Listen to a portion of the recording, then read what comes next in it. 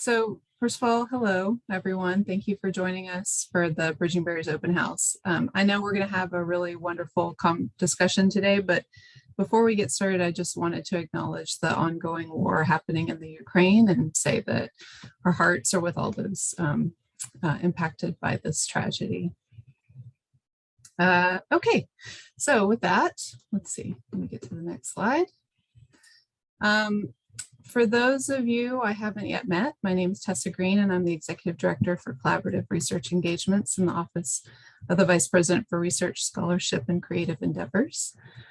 We started holding these open house events to give researchers an opportunity to learn about our Grand Challenge initiative and the Grand Challenges within it, and find out about ways that people can participate or continue to participate in these efforts. And today you're going to hear from researchers talking about their experiences as being part of this initiative. A few little housekeeping things. The chat is open, and then we ask that you please be respectful in this space. We will be monitoring the chat for questions, so feel free to put your questions there. We would like to see your faces, but it's up to you if you keep your video on. We do ask that you please mute yourself to avoid any noise interference. And this meeting is being recorded and will be shared following the event. To give us an overview of Bridging Barriers and to moderate our panel, we have UT's Deputy Vice President for Research, Jennifer Lyon-Gardner. Dr. Lyon-Gardner leads research development efforts at the university that support increasing extramural funding, building research partnerships, and facilitating impactful research, including designing and implementing programming such as the campus-wide Grand Challenge initiative, Bridging Barriers, we will be discussing today. So Jennifer, I'm going to hand it over to you. Great, thank you so much, Tessa. Hi, everyone. Thanks for joining us this afternoon. As Tessa mentioned, we're here today to tell you a little bit about Bridging Barriers, the Grand Challenge initiative, and just let you know ways that you can get involved. And I'm excited to kind of get through this brief history that I wanted to share with you so that we can talk with our faculty participants who are part of BB, so you can hear a little bit more directly from them about where they see the value in being part of this Grand Challenge initiative. So I wanted to start by letting you know, in case you didn't, that Bridging Barriers is actually part of the Office of the Vice President for Research, Scholarship, and Creative Endeavors, which we abbreviate as OVPR. It's part of our research development portfolio. So that's the portfolio that I oversee as the Deputy Vice President. And it includes a lot of different mechanisms, some that you may be familiar with, or maybe you've interacted with me or some of my other colleagues before. We're all in kind of one big VPR family. So some of the services we provide include proposal development support for large team grants and center grants. We oversee the institutional subscriptions for the Pivot Funding Ops database. We also support research interest groups, if you've heard of those. My colleague Liza puts on many faculty development seminars, grant writing workshops, and other info sessions like that. Our office oversees campus-wide limited submissions and internal competitions. If you've ever interacted with Bob McGarrett in VPR office, he's part of the research development team. And then finally, we offer PI mentoring and leadership development through programs like APX and the Provost Mentored Faculty Scholars program that just kicked off this year.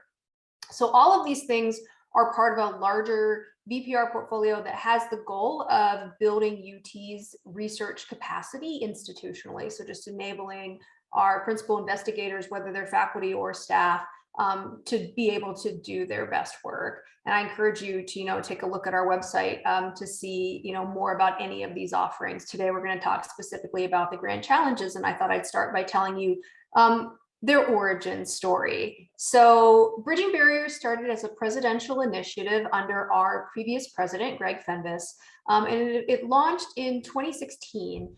It's an initiative that's meant to research hard questions that only a university of the first class can address. And so the term Bridging Barriers is a little bit interesting. I know it's kind of a weird combination of words. So people often ask, well, what is it that we're bridging?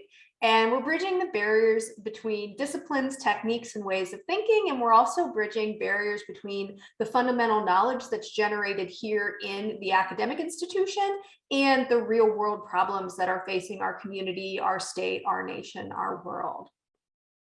Lots of grand challenges, of course, are moonshot goals. The thought is that, or the intention is that only by combining, the expertise that we have at UT across many different units and disciplines would we be able to address these big wicked problems. So this is the basic history, Bridging Barriers. As I mentioned, we started in 2016, and the themes that we have today actually were solicited and were developed from the ground up from the faculty and PIs themselves on campus. So in the VPR office, we put out a call for ideas from the research community in 2016. We asked people to bring to us any, any big ideas they had, things that they were interested in pursuing over the next decade, but that they realized that they themselves didn't have all the expertise that would be needed to solve that problem. And from that, we received more than 100 ideas from more than 800 faculty and researchers across the campus. We then sorted those ideas into sort of constellations of related ideas and convened the authors of those concepts and asked them if they would work together over the following 9 months, which was the spring and summer of 2017, to take those ideas and from them try to synthesize or converge on a shared research goal. So there were many, many meetings hosted throughout those months to come together with these ideas that were synthesized. We had 6 groups that put together research plans or ideas to launch, and of those, the president's office ultimately selected 3 to go forward. They started in 2018, and they're going to continue for the next. It's roughly an 8 to 10 year commitment, and so it'll go on until about fiscal year 2027. Next slide, please. So these are our 3 themes. The first is our Planet Texas 2050 theme. Now that one was launched in the fall of 2017. Planet Texas 2050 aims to improve Texas's resilience to climate change and extreme weather through equity and community-focused research combined with high-powered integrated data modeling. The second grand challenge to launch was Whole Communities, Whole Health.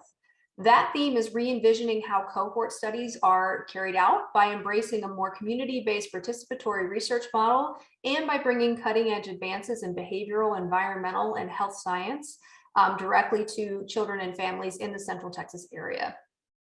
And then our third and final grand challenge theme to launch was Good Systems, which works to understand what changes new AI technologies are bringing to our society, to predict how those changes are going to unfold, and to develop approaches that mitigate potential harms while leveraging the benefits that artificial intelligence can provide. These next 3 slides just tell you a little bit more about each theme, because I realize these are very broad topic spaces. I'm not going to read them to you in their entirety, and some of our panelists can talk to you a little bit more about their specific work within the grand challenges. But what I wanted to point out were the boxes underneath the little theme at the right. So you'll see that there are a lot of PIs involved in these across many different departments and colleges at the university, as well as external partners. So we've listed a couple key external partners here for each of these grand challenges, but overall across the 3 grand challenges, we actually have more than 100 community organizations, individual community members, and external partners that we're working with. Some are very large scale collaborations, like our partnership with the city of Austin. And some are much more intimate individual collaborations. But I think that what that has done is really pushed all of the research in these themes forward collectively to be more use inspired, to be more community engaged than we see kind of on the whole at UT. And it's been really exciting to have so many researchers from all disciplines, not just folks that were formally trained in these methods, start to, be able to put their research into practice and be able to learn how to do this from the scholars that are involved in the grand challenges, that are formally trained in these ways. We have some examples here of ways to get involved. Don't worry if this looks like a lot of text. We can always share the slides afterwards, post-event. But what I wanted to point out is that each of the grand challenges is staffed with a program director who's dedicated to that grand challenge, and their names are listed here. So you can contact those folks. If you forget anybody else, you can contact those folks. You can also contact me, and we can put you in touch, with the right grand challenge and give you kind of more information, even if you're just thinking, well, my research kind of relates to this. I don't really know where I could fit in, but could I fit in? Please reach out. These are dynamic groups. We're always looking for more expertise and more people to join the group. They're not at all, a fixed group of individuals. And that's one of the reasons that, we put on this open house every year, is to invite more folks to come forward and get to know us. We also have a newsletter that folks can sign up for too, which was there. Okay, so that about does it for the introductory remarks. I wanted to go ahead and move to the more interesting part of the conversation, which is really having this panel discussion with our great panelists today. These are people who are researchers in our Grand Challenge themes. And I'm going to have them each introduce themselves. So we'll just go ahead and go in the order that's on the screen, or that was on the screen. Jinfeng, do you want to go? You're fine. Jinfeng, do you want to go first? Sure. Thank you, Jennifer. Hello, everyone. My name is Ajin Funjo. I'm an associate professor in community and regional planning in the School of Architecture. Also the founding member and the past chair of a Good System Grand Challenge. My research focuses on smart city urban informatics. Thank you. Let's see. Carmen, will you go next? Sure. Thank you for having me here. My name is Carmen Valdez, and I'm an associate professor at the Steve Hicks School of Social Work, as well as the Department of Population Health at Dell Medical School. Great, thank you. Cheryl, will you go next? Oh, I'd be happy to. And thank you for a great introduction to the Bridging Barriers program.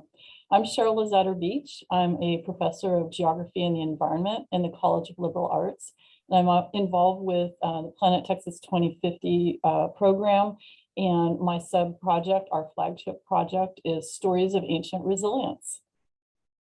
Great, thank you. And then let's see, Christine, will you go? Sure. So I'm Julian. I'm a professor of electrical and computer engineering in the Cohort School of Engineering, and I am participating in the whole community's whole health Bridging Barrier Grand Challenge. And in particular, my research is in software engineering for mobile pervasive computing, the Internet of Things, smart homes.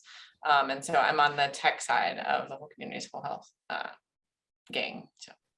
Great, thank you. And then I've asked Tessa to also be part of the panel. Tessa, as she mentioned at the beginning, is our executive director for collaborative research engagements in OVPR, but she's actually spent some time as the program director for all three of the Grand Challenges at some point or another. So she has a rich history working with all three of the Grand Challenges. So I wanted to start by asking, I'll ask you, Cheryl, because you're kind of our newest face to being on one of the leadership teams in the Grand Challenges. So I wondered if you could tell us a little bit about your personal involvement in Bridging Barriers.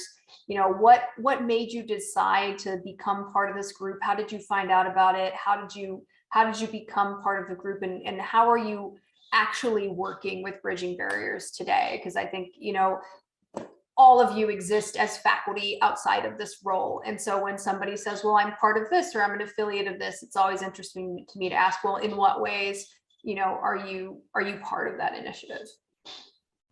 Well, thank you for that question. And again, it's a pleasure to be part of this conversation. I joined UT in 2014. So I moved here after a 20-year career at another institution. As a chair, an administrator, and a faculty member. And there were a number of faculty with whom I really wanted to work, to some with whom I had collaborated before, but then others in a broader community who do what I do, that I was looking for a way to be able to bring this group together and work with the group. So I am a physical geographer. That is, I work on water resources and hydrology and water quality. But the twist to that is that I work in reconstructing past environments, paleo environments, and also in a field called geoarchaeology. And UT has had a long history of being at the forefront of geoarchaeology because of some of the faculty leaders who were in geography, the late great Carl Butzer, and then other faculty leaders who continue in that area, such as Dr. Arlene Rosen in the anthropology department. I'd also had been involved for more than 20 years with the Program for Belize Archaeology Project that is housed in University of Texas, led by Dr. Fred Valdez. So there were some really strong attractions and foundations in geoarchaeology that were part of the attractors just for coming to Texas in the first place. Then our then dean of College of Liberal Arts, Randy Deal, had a large conference, telephone conference, for those of us who hadn't moved here yet, with pretty much the broader archaeological community on campus about how we could work together more effectively and be able to combine our strengths and our interests and work together. So Dean Deal really planted the seed amongst our group that we should be seeking ways to organize ourselves and work together. When the Planet Texas opportunity arose, we all saw that as a great way then to work on how we can address the grand challenges. And and as was stated, there were hundreds of proposals and hundreds of faculty members involved in writing these proposals, grassroots from the ground up, which was really exciting. And we were all involved in a number of proposals, two of which were trying to combine the strength of the people who had expertise in Maya studies, ancient Maya studies, because I work largely in Maya archaeology. The other group focused more broadly on combining our interests in archaeology much more broadly, more globally, more systematically, and then how the studies of past societies can help inform questions of sustainability today. So those were kind of the two proposals that we pushed forward, and the one that eventually made it to the top of the stack was the more broader past societies geoarchaeology group. So now we're working with people who are studying everything from ancient Roman aqueducts that still serve the city of Rome today to ancient Maya wetland field agriculture and how that's a story of resilience in the face of sea level rise, inundating what was previously prime farmland, and using these lessons in resilience from the past to help inform the challenges of today. So it's been a really exciting opportunity. It was at the right place and the right time for our groups to reach out to a lot of people on campus involved in both the Maya studies and in archaeology. And I'll come back to the Maya studies cluster because that'll probably answer a later question. So thank you. Great, thanks so much. The next question I have really kind of goes to anyone who would like to field it, which is, I'm curious to know how your participation in the Grand Challenge has advanced your own individual research agenda. I can. Go ahead. Oh, sorry. Go ahead, Kristen. Go. Spotlight's on you, Jim. Oh, it's way too, we're all way too polite. I can start and then Junfeng can jump in. Okay. So I do research, as I said at the outset, in software engineering, mobile pervasive computing, but one of my research projects actually right now is in how to use physical computing, so pervasive computing wearable objects, to teach computer science concepts to younger kids, in fact, elementary school children. And so through the whole community's whole health, I mean, I don't have expertise in designing curriculum for elementary school children.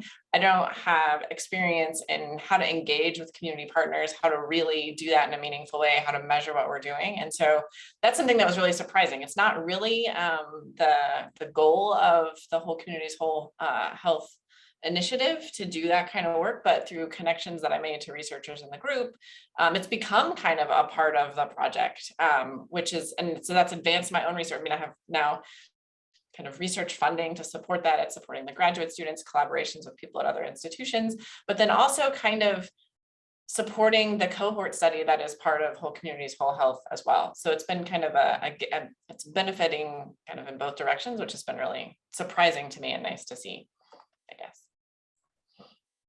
Yeah, I might put a little plug in for the whole community's whole health cohort study there, since I think you're our only panelist that's part of that Grand Challenge theme. That cohort study is actually just officially launched this year. The first 2 years of the Grand Challenge theme were focused on putting together a community strategy team and getting their advice on, what the focus of the cohort study should be. And broadly, they're looking at early childhood up to adolescence and families and adversity faced by families across lots of different dimensions. So there's a lot of opportunity there for folks to do what Christine just described, which is kind of take a study that you might have an interest in that in some way looks at biomarkers or behavioral health or some sort of something along those lines with children and families. And there's, I think, going to be a lot of opportunity in the coming years to kind of tag these studies on to the cohort study, or to do secondary data analysis from some of the data that's going to be generated from the cohort study across all kinds of dimensions of, like stress, sleep, mental health. So I think there's going to be a lot of opportunity there. So that's right. And I'm going to actually now amplify on that. So you've reminded me that there's another connection, that I have another research project with a collaborator in nursing, which started completely separately from kind of the whole community's whole health study. But since we've been kind of building all of the assets that are needed to support these community-based studies, we actually have those assets now and we can leverage them. I mean, we're talking like, server implementations and data collection platforms and whatnot, but we can repurpose those and reuse them for these other studies as well. So there's kind of both building the community connections, but then also kind of just the artifacts that are part of that research process are beneficial as well. So sorry. No problem. Jin Feng, you wanted to tell us about your work in good systems? Sure. My name is Ajin Funjo. By training, I'm an engineer. Just happen to be in School of Architecture. I always want to work with computer scientists and engineer like Christine in the ECE and also in the mechanical engineering department. By working on good system, this gives me opportunity to meet them, to work with them, and to write a proposal together. My core research area is smart city, smart transportation. By working with the colleagues from CS, ECE, I became from a data user, became a data collector. So I work with my colleagues, design different devices to collect the data on people's travel, also make a robot to deliver lemonade on campus.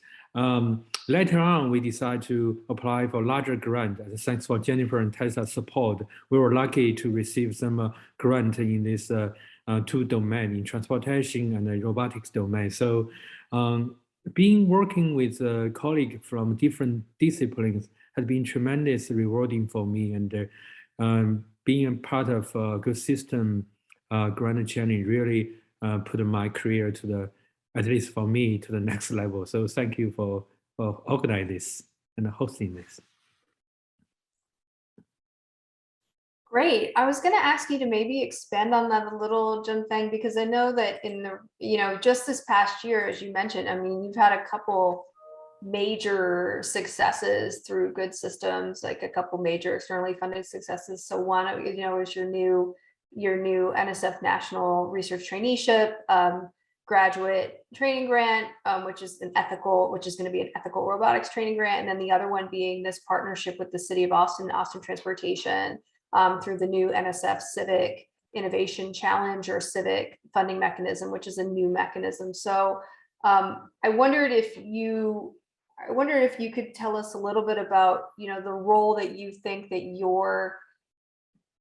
to what extent your involvement in good systems do you think helped you to be maybe more successful with those opportunities than you would have been had you just been going in, as faculty in smart cities and community and regional planning and architecture without, good systems, networks, and partnerships? Thank you, Jennifer. That's a great question. I'll be very straightforward.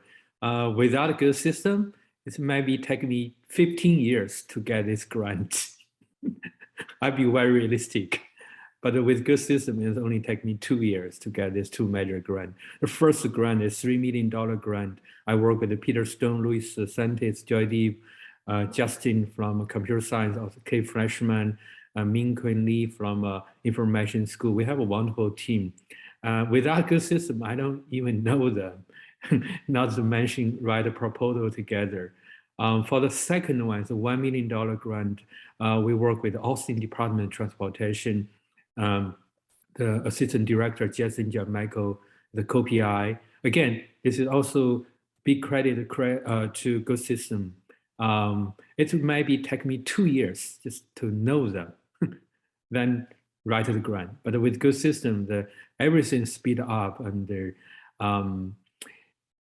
I should say VPR and the Good System had a really deep experience to support faculty apply for this larger grant. I really enjoyed work with the Good System, and VPR also I think is very rewarding experience for any faculty, including myself. Thank you. I really appreciate the endorsement. We're very excited for you that you have those new awards to work on this year. I mean, you're going to be very busy, but but we also are very excited for you too. Carmen, I wanted to ask you sort of a similar but a different question, which is that I know that you also in Planet Texas 2050 are working with several external community-facing organizations, but that's always been a focus of your research and, you know, a strength of your research agenda. So I wonder from your perspective, you know, being that you've had those strong partnerships and you've been doing that work for many years, what the value add is of doing that work through Planet Texas 2050 or being a part of Planet Texas 2050. Yes, so just to provide a little bit more context, I am a community-based participatory researcher, and at the medical school, I lead the Division of Community Engagement and Health Equity. So I am not a climate justice or a climate scientist by any means. I'm a community-based researcher focused on equity. But often what I encounter with external funders is that community-based research is not rewarded in the same way as the traditional research paradigm of randomized controlled trials. And yet we clearly understand the value of community engagement. So the value for me is that Bridging Barriers does not shy away from bold ideas. In fact, to me, it was an opportunity to conceptualize a project with my, as part of my interdisciplinary team, conceptualize a project that was bold, that included community engagement from beginning to end, that would not only appreciate that, but actually support it with funding. And so for me, it's been a real value to have funding to do the work that is necessary to address disparities in society, in that a lot of funders talk about how important that is, but Planet Texas really proved that it is important to us. And then another value that I see that I've found that I really wasn't expecting is the amount of support throughout the process. When we were drafting our proposal, Planet Texas put together an external review panel to meet with us, give us feedback, offer insights as to how we could improve our project. And then we have also had meetings with the Planet Texas team. We have a data retreat planned. We have an artist working with us on capturing the essence of our project from an artistic perspective. And our project uses photo voice. It brings together coalitions and external partners, as you mentioned. So the resources that Planet Texas through Bridging Barriers has provided has really allowed me to be thoughtful and planful. As researchers, we're often on the go and thinking about, rush. And what I've encountered or experienced is this idea that we really need to be thoughtful about these projects, think about what resources are available on campus, connect to those, and also a commitment for us to be successful in this. So that has been the value for me.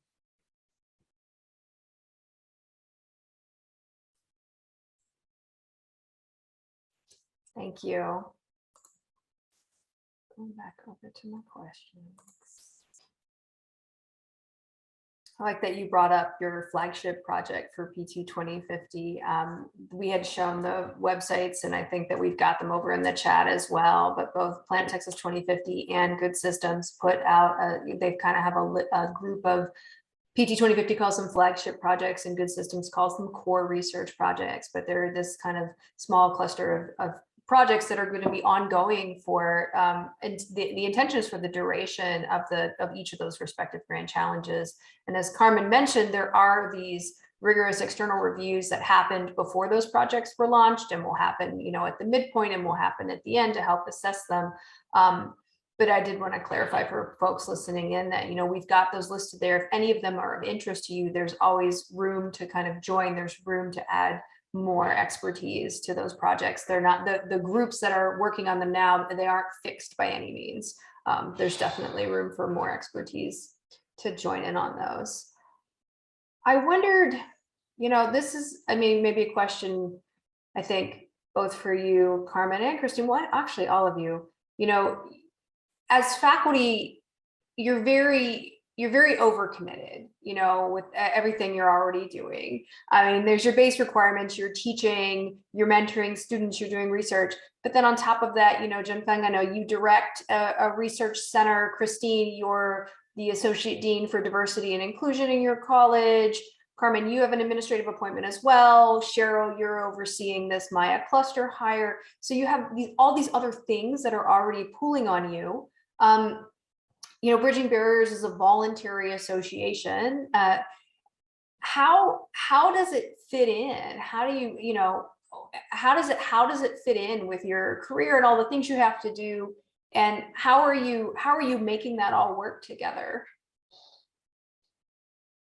I guess another way to ask it is why make the effort to have Bridging Barriers fit in on top of all these other things that you've got to fit in?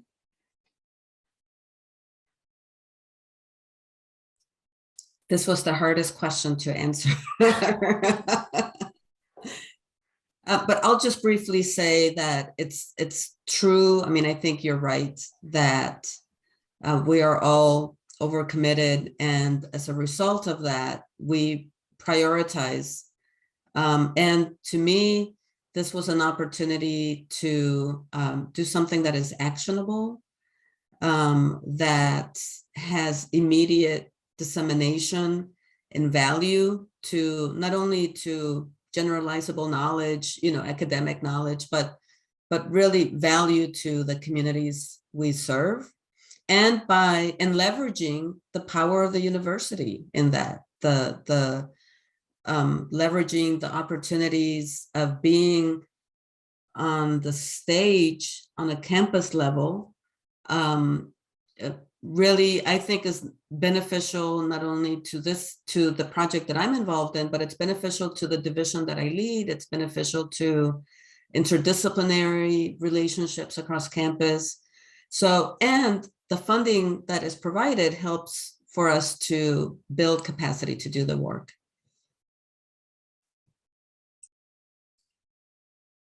Yeah, so I was going to say something maybe very similar, but I don't see it as trying to fit things in necessarily, like make time for the Bridging Barriers.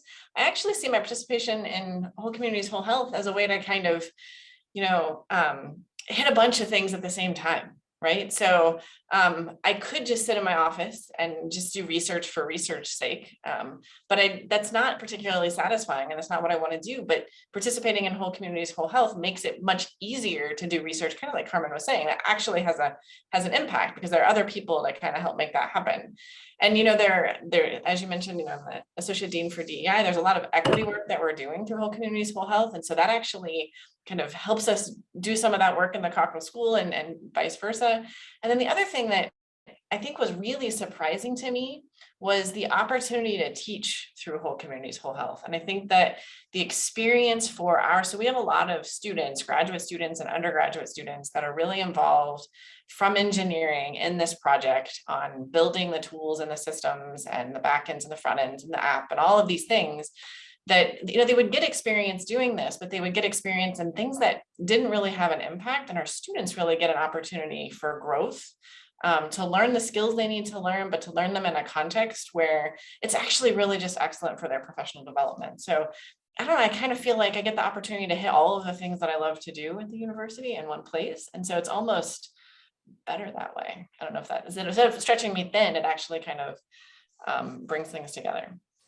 So rather than saying to your engineering students, okay, we're going to try to build an in-home beacon sensor. If you were doing this in the real world, you'd want to be mindful of what your end users want. You have a real live project where you actually have feedback from end users and exactly. And instead of my students getting the project description from me, a fellow engineer, we actually have our students talking to community members and trying to like themselves, I mean, it sounds cliche, but bridge that gap, right, between the engineering speak that we're very used to in our classrooms and how users really think about the systems they're using or how they communicate about what their needs are and how we kind of resolve those differences. It's incredibly valuable for them. That's great. You had said that the opportunity to teach surprised you. I wondered if there's anything else for you or for my other panelists, anything else that has surprised you about your involvement in the Grand Challenges. I just want to add on what Christine and Carmen said. For me, and for everybody, life as a faculty is busy. But for me, the whole reason to join the Bridge Barrier and ecosystem is I want to hang out with cool kids. So everybody on my team is super cool, and I gonna work with super smart people, and that's very rewarding. Just to think about that perspective, and I don't think it's a burden. I really enjoyed meeting with them once a month to discuss the future of our ecosystem, and it's kind of helped me grow both on the research side, also on the management and the leadership side, and I really enjoyed that experience. I don't think it's burden for me at all.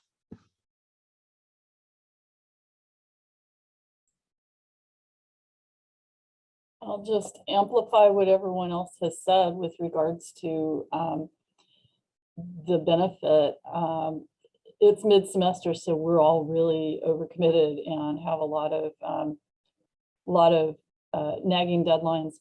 But Planet Texas Bridging Barriers has given us the officially sanctioned framework to continue to work together with a group of people we really, really like and want to work with, and on research that's really interesting and that is interdisciplinary. Some fields are more interdisciplinary friendly than others. This one gives us that opportunity to reach across our boundaries and our identities and work with other groups. And I'll just give one example. Our Stories of Ancient Resilience group will be meeting with a group from the dance department in the College of Fine Arts to talk about the use of satellite remote sensing imagery and LiDAR laser mapping imagery of earth scenes and of archaeological scenes as possible backdrops in a dance they're putting together on resilience. So the opportunity to go from like remote sensing to dance is one of those things that only Bridging Barriers can enable. And it's just such a pleasure to get to talk to people who are in so many other disciplines and have the possibility to work with them.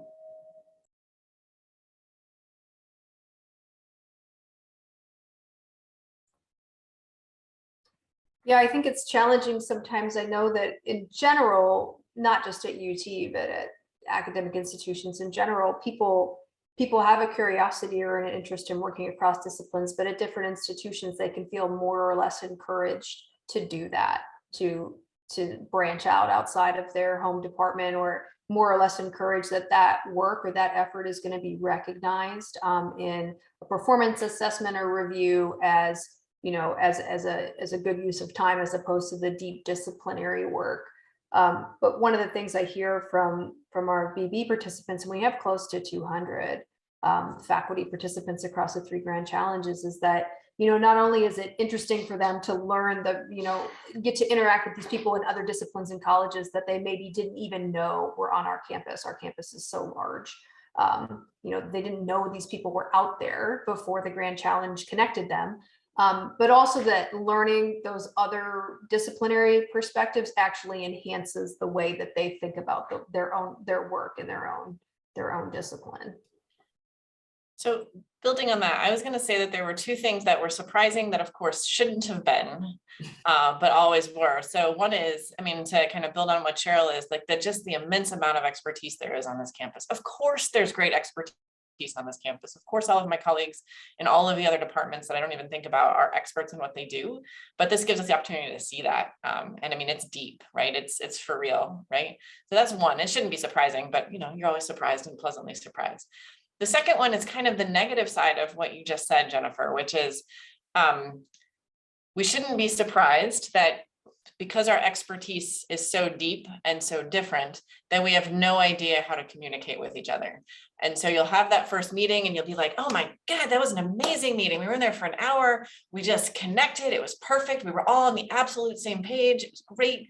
And then a week later, you realize you were all talking about absolutely different things and no one was on the same page at all. And so again, that's not really surprising because that's a thing that you know about interdisciplinary research, but I think it's a thing that we really learn in Bridging Barriers, and we really develop these skills to talk to other researchers and other domains, which I think has been, and to be more attentive to that. Are we really on the same page? And here are some techniques and tools we can use to verify that we are. So I think that's been, just back to the question of what was surprising. I think those were both surprising. In hindsight, shouldn't have been, and will probably continue to be surprising because we're creatures of habit. But Cheryl, did you want to tag on to that?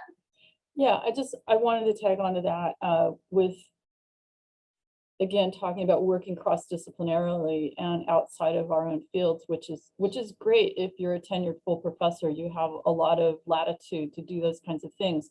But when you're a junior faculty member in a particular discipline, it becomes harder to do, especially when your external reviewers for promotion and tenure might not understand why you're doing interdisciplinary work. So this is an opportunity for those of us who have some experience to be able to mentor junior faculty members and really help them have that interdisciplinary experience, but also provide support for when they're planning their promotion portfolios, to help them stay within the lines that they need to stay within, but then to give those opportunities to bridge the gaps to really do the value-added work in their research that is possible at UT. If I can add to that, this has been very interesting because all of the ideas are coming up as we're sharing. Initially, for me, when my co-PI approached me about this project, I will admit I was a little bit reluctant because I'm a population health researcher. My focus is on mental health. So all of my research has been on mental health. And here, there was this opportunity to work on a project that was not focused on mental health. It was focused on climate justice. And I was afraid that this would take me in a direction that was, outside of my own research area. But I have to say I have no regrets whatsoever because my co-investigator, who is in the School of Architecture, completely different field from mine, we have the same vision, which is the vision of equity, of engaging youth in conducting participatory evaluation. So we have those same ideals, the same visions, and there are things that I have a lot of experience with, and there are things that she has a lot of experience with that we're learning. For example, I encouraged us to think about having a coalition model, and at first it was like, I don't know how to do that, and but I do. And then she was saying, well, what about we take the work from the coalition and we analyze current mitigation plans by the city of Austin to see how aligned they are with what's coming out of the coalition. And I would say, I have no idea how to analyze mitigation plans, but she does. And now we both know how to do this work. And so personally, professionally, but also collectively, we are advancing the work that could be done just by having these different skill sets. And I will say, through our work, we're discovering that there are tremendous mental health implications of climate justice.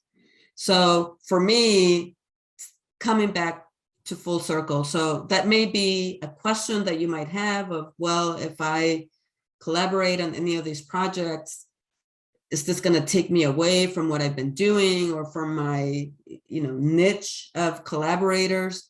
But really, your work is only going to expand.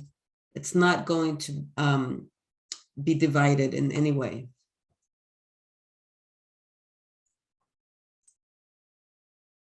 That's a really great illustrative example. Thank you for sharing that, Carmen, because I agree. I think a lot of people do worry that it would be a distraction, or it's not a perfect map onto what they already do, and therefore it's going to be a distraction and they don't have the time or they don't have the energy.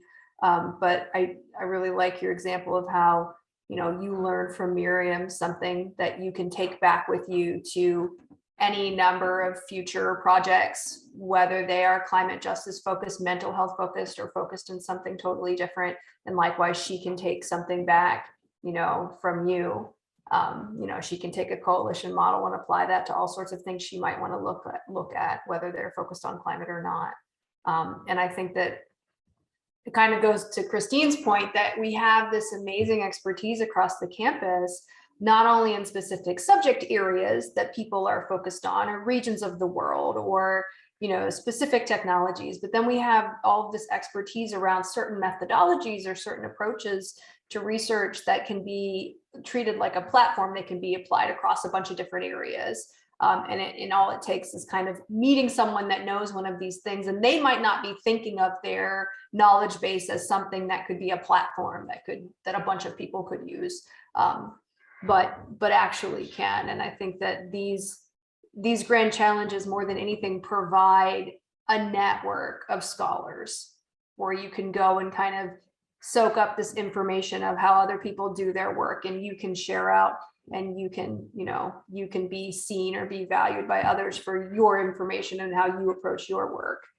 And I think sometimes there is a lot of validation in being valued outside of your home department, and it's kind of entrenched norms in terms of what is good work, or what is, like Carmen was saying, well, if it's not an RCT, then but there's all these other things, right, that are necessary to get there, and that have value, and that needed an investment of time and of resources to do them right.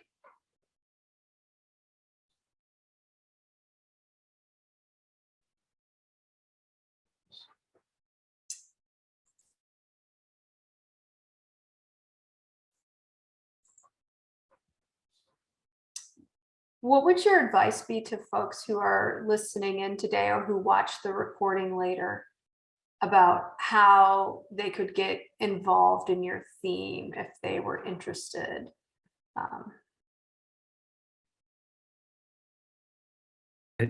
Jennifer, can I jump in first? Yeah, sure. So for Good System, we currently have 3 open call for undergraduate students, for graduate students, and for faculties.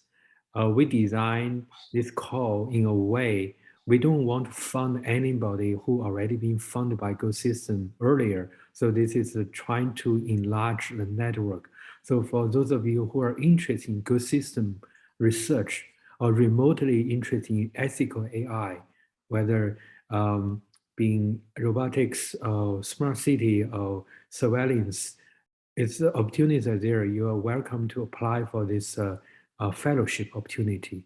So then we can work together and build a better ecosystem for society.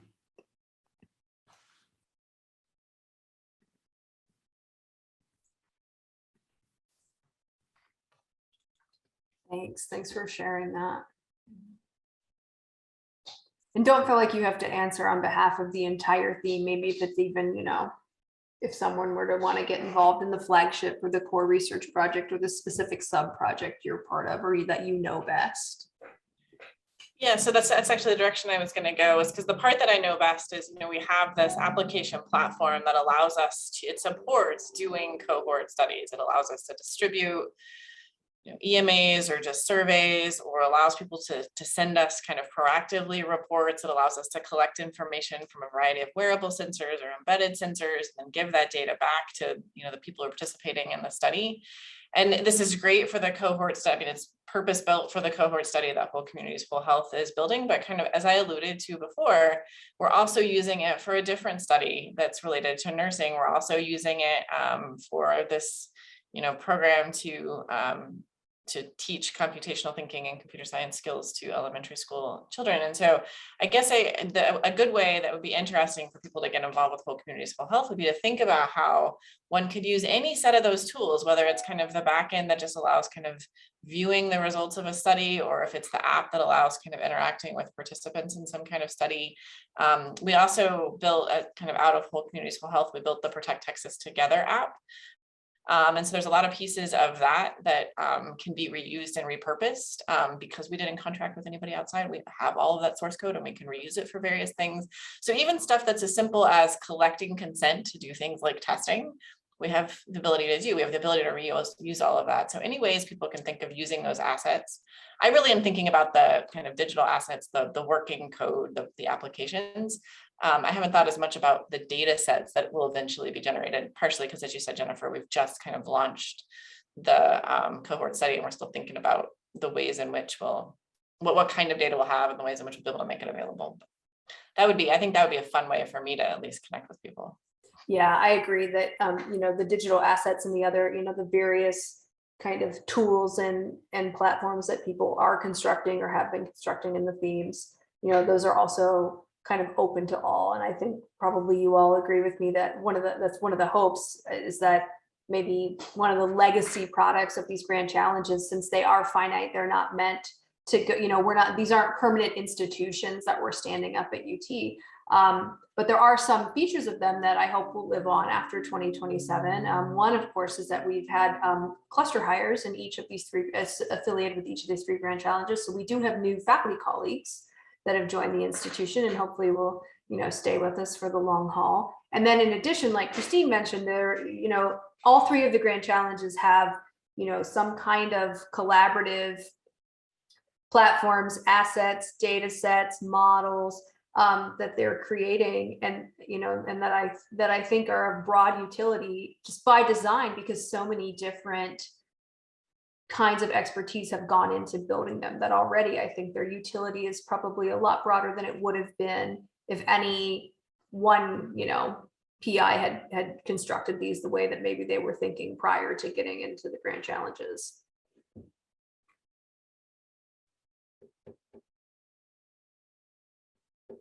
And from a quality of technical contribution perspective, we end up writing better. We have better applications and better code because we're sharing them with more people. So there's more people testing them or needing them to work for various different purposes. So we, kick their tires a little bit more than we might if we just did it for ourselves and our graduate students, right? So that's another benefit there.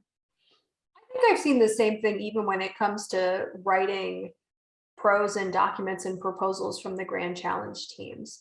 We mentioned these two major grants that Jen Fung is the PI on. Those are all collaborative with PIs from a bunch of different colleges, from engineering, from social work, from natural sciences, and I think I can say with confidence, as someone who sees a lot of proposals come in and out of the university every year and sees what's funded and what's not funded, that every discipline kind of has its own style of the persuasive writing for proposals, and like kind of watching the PIs learn from each other and how we're going to put this together into a grant proposal. They ultimately turn out, I think, a lot stronger, and particularly as the funding agencies are starting to move toward more use-inspired demands in the in the grants, that they want to understand how is this actually going to benefit people, and have you thought about that, and how are you going to assess it. I think that the work that the PIs have to do in the grand challenge is to kind of even negotiate with each other over, okay, what are we building and can you explain it to me and what's the purpose and have you thought about doing it a different way? You know, is a good kind of training ground to put in than these proposals to external sponsors that are a lot more competitive than they would be if you're just kind of thinking the way that you were trained to think so many years ago. Any final comments or thoughts from any of our panelists before we wrap up today?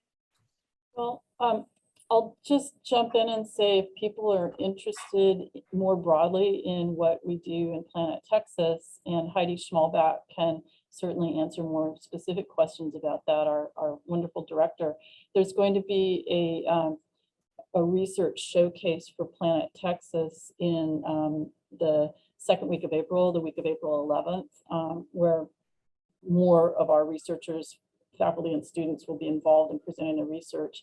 And that would be a great place to kind of see where you might fit in terms of getting involved or where you can propose some new ideas. So I'll leave that out there as another opportunity for people to participate. Yeah, Cheryl, you teed me up really well. I'll go ahead and share this slide, and Allison's going to drop some links in the chat for some additional ways that you can engage with these researchers. So Good Systems has their symposium coming up on April 7th and 8th.